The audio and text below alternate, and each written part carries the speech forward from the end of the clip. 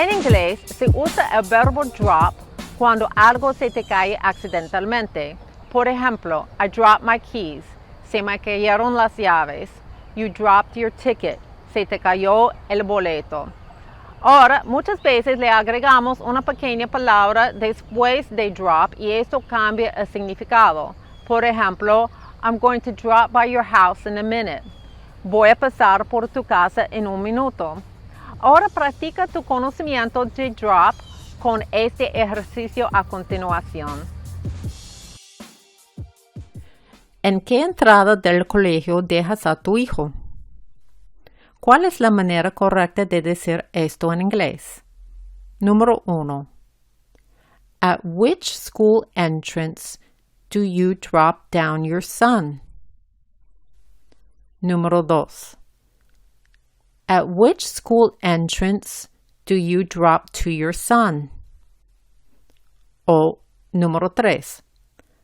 At which school entrance do you drop off your son? La respuesta es 3. La manera correcta es At which school entrance do you drop off your son? También se puede decir At which school entrance do you let off your son?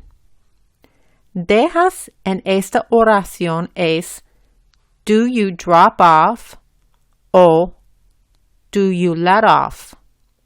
Drop off y let off se usan cuando se trata de dejar a una persona o una cosa en algún sitio. Por ejemplo, ¿en qué lado de la calle dejará el autobús a los pasajeros? On which side of the street will the bus drop off the passengers? O, on which side of the street will the bus let off the passengers? Dice que va a dejar a los niños en la guardería. He says that he's going to drop off the children at the daycare. O, he says that he's going to let off the children at the daycare. Escucha bien y repite. At which school entrance do you drop off your son?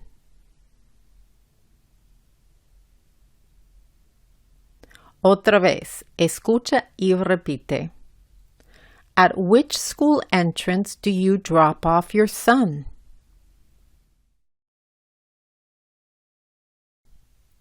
En otoño, las hojas se caen de los árboles. ¿Cuál es la manera correcta de decir esto en inglés? Número 1. In autumn, the leaves drop down the trees. Número 2. In autumn, the leaves drop from the trees. Número 3. In autumn, the leaves drop off the trees. La segunda y la tercera oraciones son correctas. En esta oración, se caen de es drop from o drop off. En este ejemplo también se puede decir fall from o fall off. Fall es caer o caerse. Fall from y fall off significan caer de o caerse de. Pero muchas veces, en vez de decir fall off o fall from, decimos drop off o drop from. Las servilletas se caen de la mesa. The napkins fall from the table. The napkins fall off the table. The napkins drop from the table. The napkins drop off the table. Las maletas se caen del carrito. The suitcases fall from the cart. The suitcases fall off the cart. The suitcases drop from the cart. The suitcases drop off the cart. Escucha bien y repite. In autumn, the leaves drop from the trees.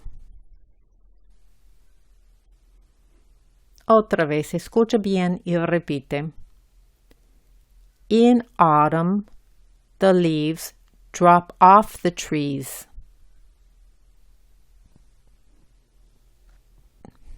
Mi hija está fallando todas las clases. My daughter is failing all the classes. Temo que vaya a dejar la escuela. ¿Cuál es la manera correcta de decir esto en inglés? 1. I'm afraid she's going to drop behind of school. 2. I'm afraid she's going to drop off of school. O 3. I'm afraid she's going to drop out of school. Número 3 es la correcta. My daughter is failing all the classes. I'm afraid she's going to drop out of school.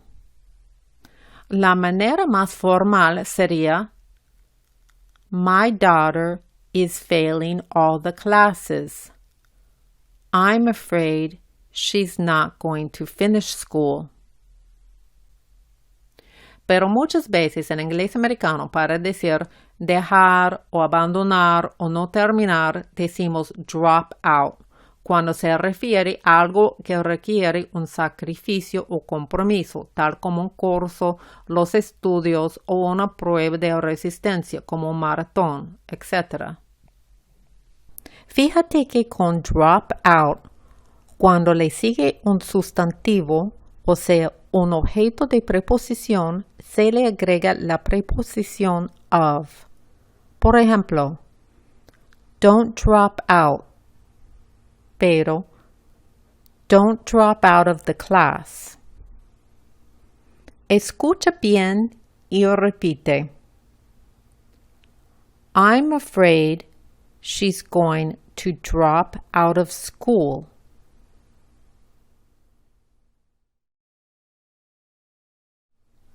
Otra vez. I'm afraid she's going to drop out of school.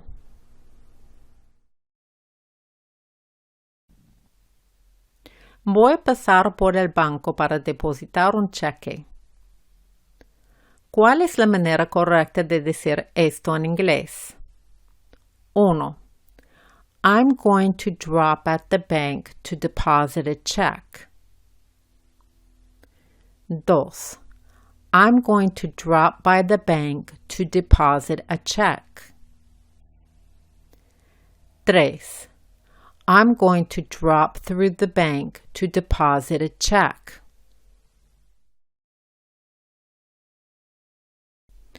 Número 2 es la correcta. Drop by es cuando pasas por un lugar pero no te quedas por mucho tiempo. Simplemente entras por unos segundos o minutos, haces lo que necesitas hacer y te vas. También se puede decir stop by. When do you plan to drop by to pay the bill? O when do you plan to stop by to pay the bill? The lawyer is going to drop by to drop off the document. The lawyer is going to stop by to drop off the document.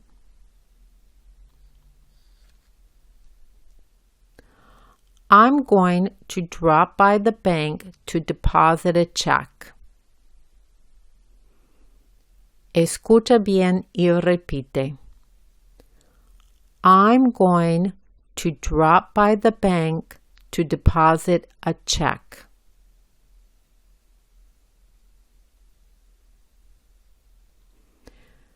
Escucha otra vez y repite.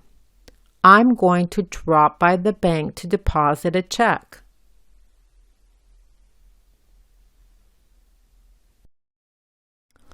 Mi abuela no se siente bien. My grandmother doesn't feel well. Voy a visitarla a ver cómo está. ¿Cuál es la mejor manera de decir esto en inglés? 1. I'm going to drop in and see how she is. 2. I'm going to drop by and see how she is. O 3. I'm going to drop over and see how she is. Las tres maneras están bien. Si vas a visitar a alguien, puedes decir drop in, drop by o drop over. Pero si pasas por un sitio solo por unos segundos o unos minutos para atender a un asunto, típicamente no se usa drop in o drop over, sino drop by. Para hacerlo más fácil, usa drop in o drop over para visitas y drop by solo para cuando pasas por un lugar para atender a un asunto, tal como dejar o recoger una cosa, depositar un cheque, pagar la cuenta, etc. Drop in también se usa cuando te metes en un asunto o visitas a alguien inesperadamente. I don't like that you drop in my private conversations. At times, my relatives drop in unexpectedly. Occasionally, the inspectors drop in unannounced to investigate the area. Escucha y repite. I'm going to drop in and see how she is. I'm going to drop in and see how she is. Escucha y repite. I'm going to drop over and see how she is. I'm going to drop over and see how she is. Estaba tan feliz cuando aprobé el examen. I was so happy when I passed the exam. Creí que me desmayaría. ¿Cuál de estas es la mejor manera de decir esto en inglés? 1. I thought I would drop over. 2. I thought I would drop back. O 3. I thought I would drop down. Número 1 es la manera correcta. Desmayarse en inglés es faint, pero muchas veces decimos drop over cuando alguien se desmaya y se cae al mismo tiempo, o simplemente cuando se cae de un lado. The pain made him drop over. You're going to drop over when you hear the news. I fear that horse will drop over from thirst. I was so happy when I passed the exam, I thought I would drop over. Escucha otra vez y repite. I was so happy when I passed the exam. I thought I would drop over.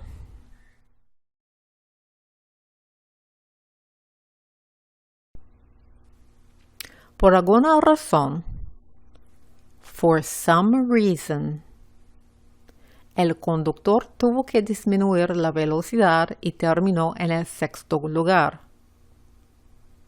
¿Cuál es la manera correcta de decir esto en inglés? 1. The driver had to drop down and he finished in 6th place. 2. The driver had to drop back and he finished in 6th place. 3. The driver had to drop up and he finished in 6th place. Número 2 es la correcta. Drop back se usa para retroceder o reducir el esfuerzo o la velocidad. También se usa drop behind. Típicamente se usa drop back cuando retrocedes a propósito y drop behind cuando retrocedes sin querer. The baby elephant was struggling to keep the pace and had to drop behind.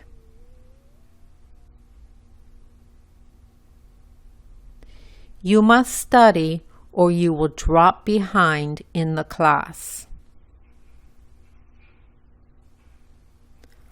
I continue to feel pain in my knee, for which the doctor told me to drop back on the exercises.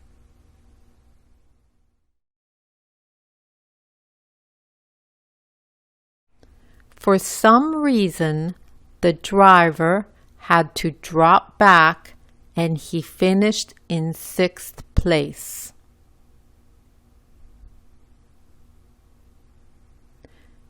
Escucha otra vez y repite.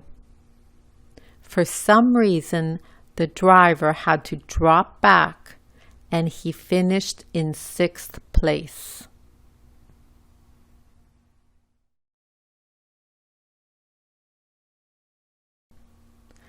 Esta noche se supone que la temperatura bajará 10 grados. ¿Cuál es la manera correcta de decir esta oración en inglés? Tonight the temperature is supposed to drop over 10 degrees. Tonight the temperature is supposed to drop below 10 degrees. Tonight the temperature is supposed to drop down 10 degrees. Número 3 es la correcta. Todas estas oraciones son gramáticamente correctas, pero tienen diferentes significados. Tonight the temperature is supposed to drop over 10 degrees. Esta oración significa: esta noche se supone que la temperatura bajará más de 10 grados. Tonight the temperature is supposed to drop below 10 degrees. Esta oración significa: esta noche la temperatura se supone que cae por debajo de 10 grados. Tonight the temperature is supposed to drop down 10 degrees. O, tonight the temperature is supposed to drop 10 degrees. Estas dos oraciones significan la misma cosa. Esta noche se supone que la temperatura bajará 10 grados. Drop down quiere decir bajar o caer para abajo. Y muchas veces decimos simplemente drop, particularmente para decir soltar. I don't want to drop down my guard. O I don't want to drop my guard. I refuse to drop down to his level of rudeness. I refuse to drop to his level of rudeness. Drop down the knife, please. Drop the knife, please. Escucha y repite. Tonight, the temperature is supposed to drop down 10 degrees.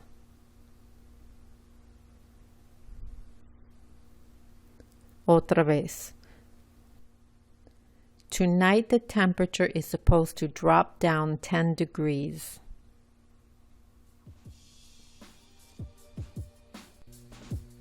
Para más videos sobre el inglés americano, incluyendo lecciones básicas para principiantes, lecciones detalladas sobre la pronunciación, quick tips o consejos rápidos, mensajes de inspiración para practicar el inglés, suscríbete